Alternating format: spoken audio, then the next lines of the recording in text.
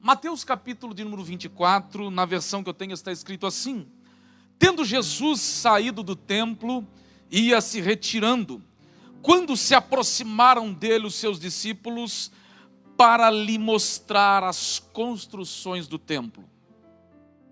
Ele, porém, lhes disse: Não vedes tudo isso? Em verdade vos digo que não ficará aqui pedra sobre pedra que não seja derribada. No Monte das Oliveiras achava-se Jesus assentado quando se aproximaram dele os discípulos em particular e lhe pediram, dize-nos quando sucederão estas coisas e que sinal haverá da tua vinda e da consumação do século. Ele lhe respondeu: Vede que ninguém vos engane, porque virão muitos em meu nome, dizendo eu sou Cristo, e enganarão a muitos. E certamente ouvireis falar de guerras e rumores de guerras. Vede, não vos assusteis, porque é necessário assim acontecer, mas ainda não é o fim. Porquanto se levantará nação contra nação, reino contra reino, e haverá fomes e terremotos em vários lugares. Porém, tudo isto é o princípio das dores. Somente até aí.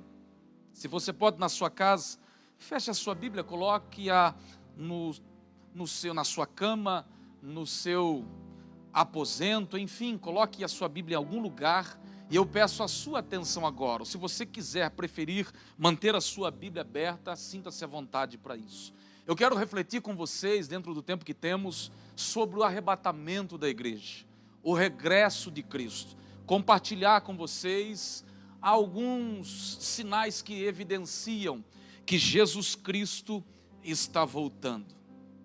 É óbvio que a esperança maior, a promessa maior feita pelo mestre da Galileia, a promessa superior, a áurea promessa feita pelo nosso Cristo não é outra, senão o seu regresso, o seu retorno para arrebatar a sua noiva, a sua igreja. Por que nós não falamos mais a respeito do arrebatamento da igreja? Porque pouco se fala acerca do retorno de Cristo. Porque muitas pessoas estão preocupadas apenas com o que de comer, a sua comida, o seu ganha-pão. Mas Cristo, através do texto que lemos, nos convida a refletirmos sobre a sua volta, sobre o seu regresso. O arrebatamento da igreja é uma doutrina, é um ensinamento bíblico. Não é algo que surgiu no meu coração. Não é algo que alguém inventou. Não é fruto da imaginação. O dono da igreja, aquele que constrói, aquele que idealiza, o arquiteto do universo, é quem nos convida a ponderarmos, a refletirmos sobre os sinais, aquilo que anuncia a sua volta. Jesus, certa feita, conforme o texto que lemos, estava saindo do templo. E de repente os discípulos, a fim de chamar a atenção do mestre para a suntuosidade daquela construção, convidaram Jesus a se atentar aos detalhes.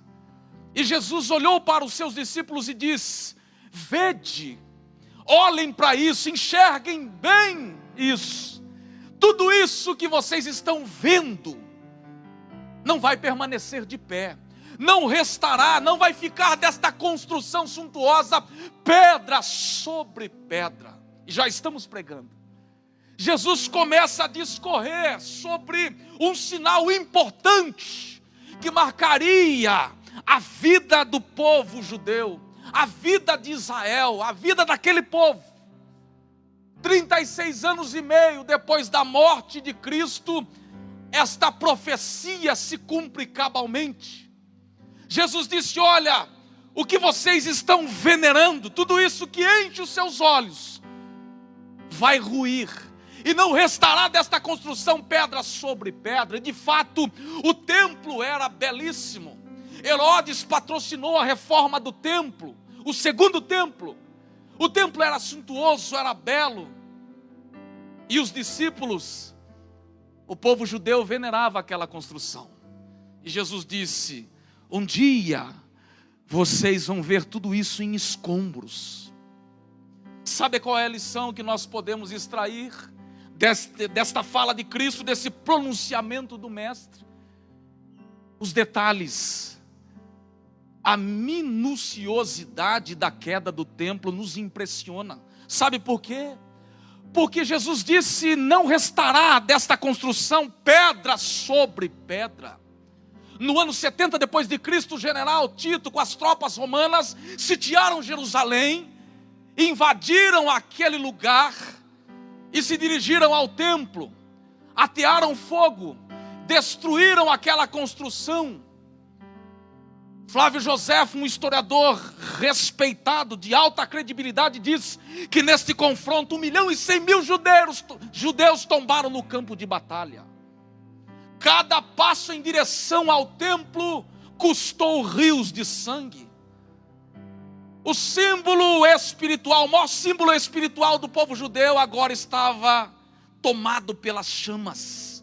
E o ouro que revestia as paredes daquele templo, as paredes interior, começaram a derreter e penetraram pelas fendas das rochas.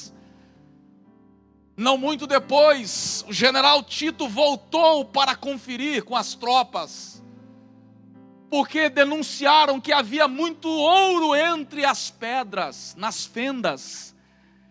O alicerce foi removido para que eles se apossassem do templo, do ouro. E aí se cumpre ao pé da letra, sem margens para erros, a profecia de Jesus, que não restaria pedra sobre pedra, porque o alicerce foi removido. Pastor Gia, a minha vida, ela se encaixa onde neste fato? Nesses detalhes.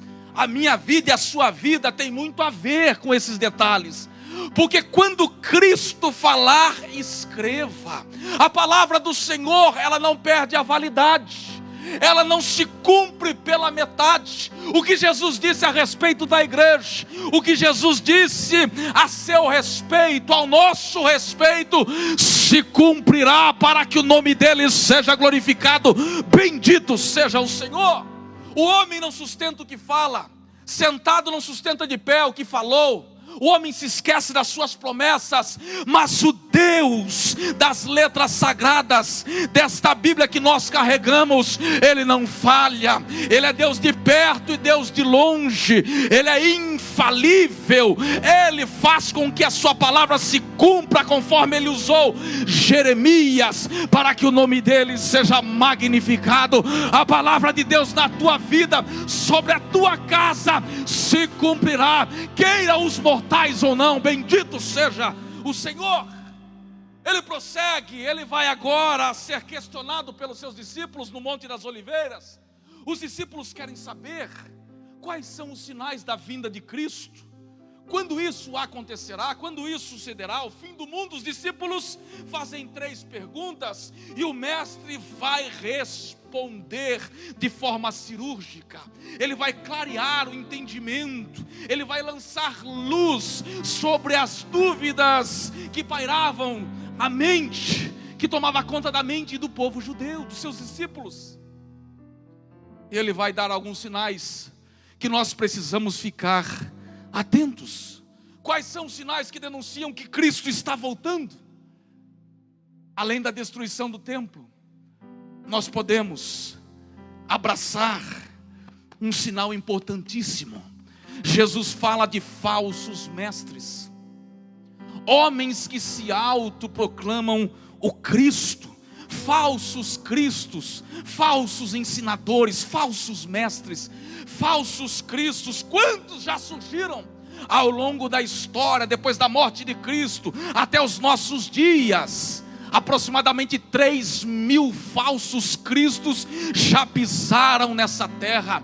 Homens batendo no peito e dizendo ser aquele que Deus enviou para mudar o curso da história da humanidade. Quantos homens se autoproclamaram o Cristo? Nós conhecemos um de Curitiba, um que vive perambulando de programa em programa, o Henrique Cristo, dizendo ser o Cristo. Um dia disse ele que descobriu que era o Filho de Deus, porque ele estava falando com ele mesmo. Parece brincadeira, mas esse camarada diz que um dia ele se pegou falando com ele mesmo. E ele sai de programa em programa, de esquina em esquina, dizendo ser o Cristo. Ei, meu querido irmão, ei, minha querida irmã, nós sabemos que o Filho de Deus morreu e ao terceiro dia ressuscitou, se ascendeu aos céus diante de mais de 500 pessoas, está sentado à destra de Deus Pai, intercedendo por todos aqueles que acreditam na sua obra salvífica. Jesus está à destra de Deus Pai.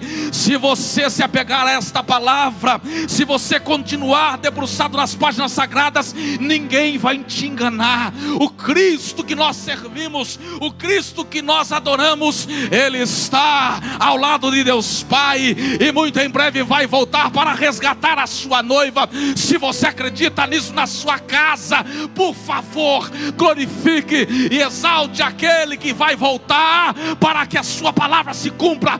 Bendito seja o Senhor. Falsos cristos, o mestre da Galileia já nos alertou acerca disso. Jesus vai prosseguir no seu discurso, e ele vai elencando alguns sinais. Jesus vai falar de guerras. Quantas guerras já aconteceram no nosso planeta? Em 1914, a Primeira Guerra Mundial teve o seu início, e ela se estendeu até 1918.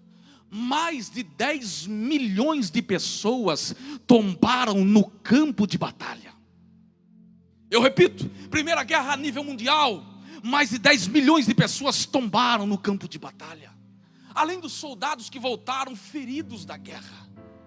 Segunda Guerra Mundial, 1939 a 1945, acredita-se que mais de 55 milhões de pessoas padeceram, morreram, desceram à tumba fria.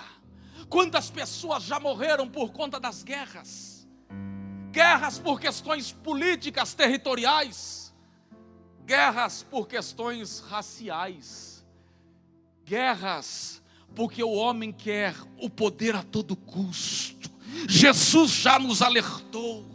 A guerra gritando nos nossos ouvidos que o Mestre está voltando. Mais de 1000 guerras já aconteceram por questões banais, guerras entre duas ou mais nações. O mundo já foi sacudido pelas guerras. Quantas pessoas já padeceram pelo egoísmo, pelo desejo desenfreado do poder de muitos. Jesus já nos alertou que as guerras denunciam que Ele está voltando. Mas sabe qual é a boa notícia? Em meio a tudo isso que está acontecendo, o medo não toma conta do nosso coração, porque nós sabemos que a Bíblia se cumprindo diante dos nossos olhos. Sabe por quê? Aquilo que você disse talvez não tenha credibilidade, mas o que Cristo vaticinou, o que Ele compartilhou no Monte das Oliveiras com seus discípulos, se estende até nós, impacta o nosso coração nesta manhã, e faz com que nós nos lembremos da promessa maior: Ele está voltando. Bendito seja o Senhor, aleluia. Jesus prossegue no seu discurso. Ele vai elencar, ele é cirúrgico. Ele vai falar também de fome, porque a fome é um desdobramento, consequência, reflexo das guerras. Acredita-se que no mundo a fome já abraçou mais de 200 milhões de pessoas. Eu vou repetir. Acredita-se que no mundo em que vivemos, a fome já abraça mais de 200 milhões de pessoas. Só no Brasil, mais de 20 milhões. E com tudo que está acontecendo diante dos nossos olhos, a tendência é que esses números continuem aumentando. E sabe qual é a pior fome? Sabe qual é a pior fome? Eu vou compartilhar com você. Dobre a sua atenção agora. A pior fome é a fome da palavra de Deus. Quando as pessoas correrem em busca desta palavra e não encontrar o Deus dela. Quando as pessoas desejarem esta palavra e a porta estará fechada. Mas hoje a nossa alma, ela abraça esta palavra e por ela é abraçada em nome de Jesus. Pode acontecer as guerras, a fome chega, mas nós temos a nossa alma alimentada. E se o Senhor cuida dos pardais, imagine daqueles que um dia fez aliança com Ele. Fique tranquilo, meu querido, como disse o amigo Gela Cuca, descansa o seu coração. O Mestre cuida daqueles que cuidam da sua palavra, daqueles que acreditam no poder e no cumprimento das letras sagradas. Descanse. O mundo vai continuar sendo sacudido por guerras, mas o general de batalha continua sustentando a sua noiva. Bendito seja o Senhor. Jesus vai prosseguir e ele vai falar de pestes, doenças, enfermidades. O mundo está sendo sacudido por um vírus, mas o mundo já passou por coisas bem piores. Se você pesquisar rapidamente, você vai ver que a história já foi marcada pela peste negra, o ebola. Você vai ver que o Brasil é um dos campeões de pessoas com câncer. O número de pessoas tomadas pelo câncer cresce assustadoramente no nosso país. A oncologia nunca ganhou dinheiro, tanto dinheiro como nos nossos dias. Doenças do coração, vírus que desafiam os estudiosos, a ciência, bactérias, os males, as pandemias, gripe aviária. O mundo já foi sacudido por incontáveis enfermidades, o ebola e tantos outros males que já abraçou o nosso planeta. Mas sabe qual é a boa notícia? A minha casa não está ao léu, o seu barco não está à deriva. O Cristo, que é o terceiro dia saiu daquela tumba fria, continua patrocinando a sua igreja. A sua casa tem a proteção do sangue. Aquele que ressuscitou ao terceiro dia fez uma aliança conosco, nós fizemos uma aliança com Ele. Um dia você disse: eu reconheço como Cristo, como meu Senhor e Salvador, e isso mudou a tua história.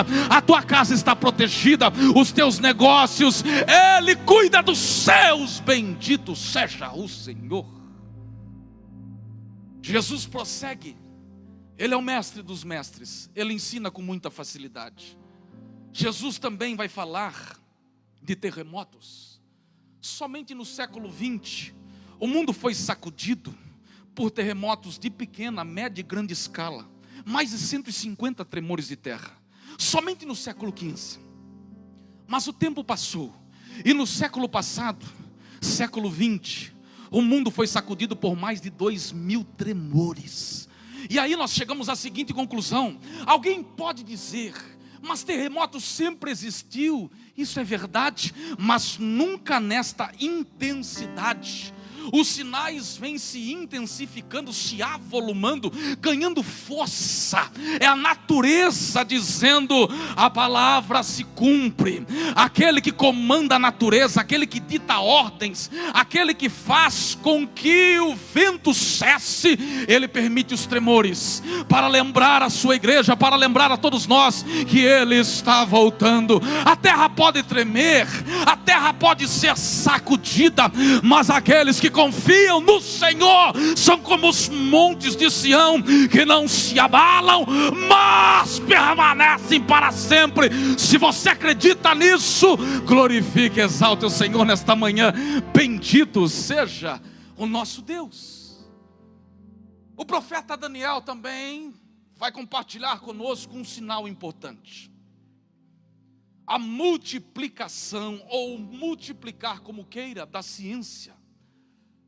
1950 nós conhecemos, o mundo tomou conhecimento da Revolução Industrial. E de lá para cá, você viu de forma acelerada a ciência se desenvolver. Nós estamos vivendo a era da robótica. Os robôs substituindo a mão de obra em linhas de produção ou produções, como queira. Nós estamos vendo a tecnologia avançar de forma assustadora. Os computadores, o celular que você tem nas mãos, a tecnologia está diante dos seus olhos. Não foi eu que disse, foi o profeta Daniel, que no final dos tempos a ciência se multiplicaria. Mísseis com uma precisão absurda, era atômica. Nós estamos vivendo a modernidade no tocante à tecnologia. O mundo nunca foi tão acelerado. Sabe o que é isso? É coincidência? De forma nenhuma. Isto é Bíblia se cumprindo. Sabe por quê? Isso aqui não é rifa, não é loto fácil, não é vida cap. Isto é palavra de Deus, imperecível, se cumpre cabalmente. O Senhor está dizendo, a tecnologia que você contempla hoje, esta plataforma que permite que você assista a comunicação desta palavra, denuncia o avanço da tecnologia. Jesus Cristo está voltando. A qualquer momento a igreja vai se despedir desta terra e o nome dele para todo sempre será glorificado. Se você crê nesta palavra, faça alguma coisa na tua casa, engrandeça o Senhor, bendito seja ele. Pastor Jean, qual é o maior sinal que evidencia, que denuncia que Cristo está às portas? Qual é o maior sinal na sua opinião? Vou compartilhar com você o que eu penso ser o sinal mais claro, mais profundo acerca do regresso de Cristo. Foi o que Paulo disse na sua segunda carta ao jovem pastor Timóteo, no capítulo 3. Paulo, ele apresenta o raio-x da mente, do coração do homem moderno.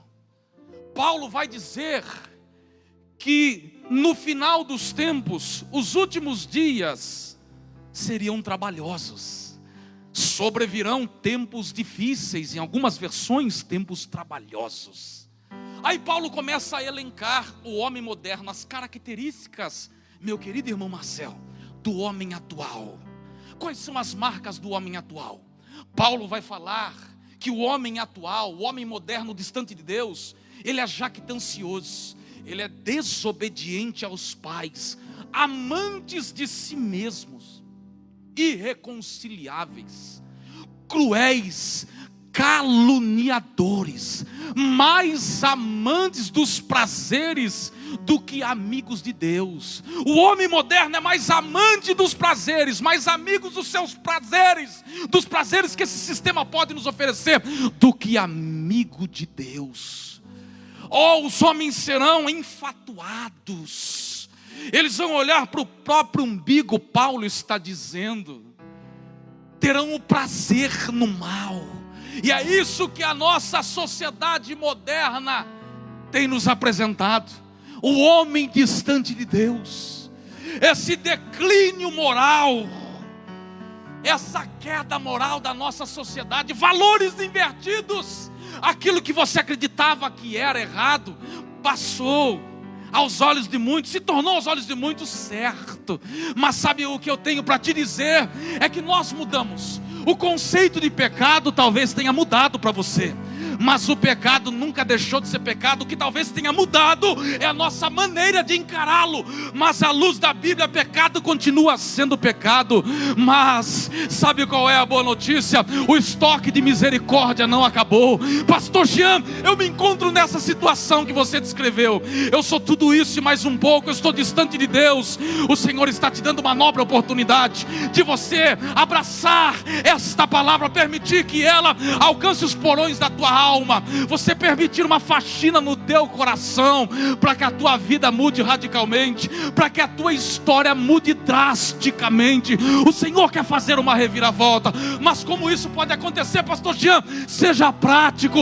Eu serei, se Ele identificar um arrependimento genuíno no teu coração, certamente Ele vai entrar, vai te dar a direção que você precisa para atravessar os piores dias da sua vida, ou dias da sua vida, glorificando, olhando para cima e acreditando cada dia mais que Ele vai voltar, para que o nome dEle seja glorificado na sua vida. Bendito seja Ele. O que acontecerá, pastor Jean, no dia do rapto da igreja? No dia do arrebatamento da igreja? Paulo vai nos dar algumas informações e eu quero aqui concluir. Paulo vai falar aos crentes da cidade de Tessalônica o que é que vai acontecer. Ele vai esclarecer, ele abre o jogo, ele vai colocar aquilo que está transbordando no seu coração. Paulo vai falar da voz, do brado, da trombeta, o arcanjo, o comando, a manifestação, o momento áureo da volta de Cristo. E os que morreram em Cristo ressuscitarão primeiro. 1 Tessalonicenses capítulo 4, a partir do 16. E os que morreram em Cristo ressuscitarão, ressurgirão primeiro. E nós, os que estivermos vivos, seremos arrebatados juntamente com eles ao encontro do Senhor nos ares, e estaremos para sempre com o Senhor. Consolai-vos uns aos outros com estas palavras. Os crentes da cidade de Tessalônica, da igreja de Tessalônica, eles tinham muitas dúvidas acerca da volta de Cristo. E Paulo então vai trazer luz e dizer: olha, todos aqueles que já morreram em Cristo ressuscitarão primeiro, porque já aguardam a volta do noivo. E nós, os que estivermos vivos, seremos arrebatados juntamente com eles ao encontro do Senhor nos ares. Olhe para mim, por gentileza, dobre a sua atenção. Você não vai continuar frequentando velórios para o resto da sua vida. Eu creio piamente que muitos dos que me assistem agora, muitas pessoas que estão me assistindo agora, não vai conhecer, não vai descer a tumba fria. Jesus Cristo vai voltar para resgatar a sua igreja. A qualquer momento nós vamos deixar este mundo tenebroso, este mundo corrompido, este mundo cheio de ódio, de medo, de traumas, de angústia, de lágrimas. Nós vamos deixar este lugar e subiremos ao encontro do Senhor nos ares. Quer dizer, pastor, que aquela pessoa que eu fui no velório, aquele crente vai ressuscitar primeiro? Sim. E nós, eu creio que eu estarei vivo neste momento, subirei ao encontro do Senhor, e nós vamos participar de tudo aquilo que Deus preparou para nós, para a sua igreja na eternidade. Se você acredita nisso, meu querido, esboce alguma reação na tua casa, exalte aquele que prometeu voltar. Bendito seja o Senhor. Somente nas páginas do Novo Testamento nós temos 318 passagens que nos fala de forma direta e indireta acerca da volta de Cristo. Em toda a Bíblia, de Gênesis a Apocalipse, são cerca de 3.000, quase 3.000 passagens que nos fala de forma direta e indireta a respeito do regresso de Cristo. Aí sabe o que eu tenho para te dizer? Eu quero provocar o seu raciocínio. Se a primeira vinda se cumpriu, imagine a segunda. Sabe por quê? Irmão Beto, a Bíblia fala a respeito da segunda vinda de Cristo 8 vezes mais do que da primeira.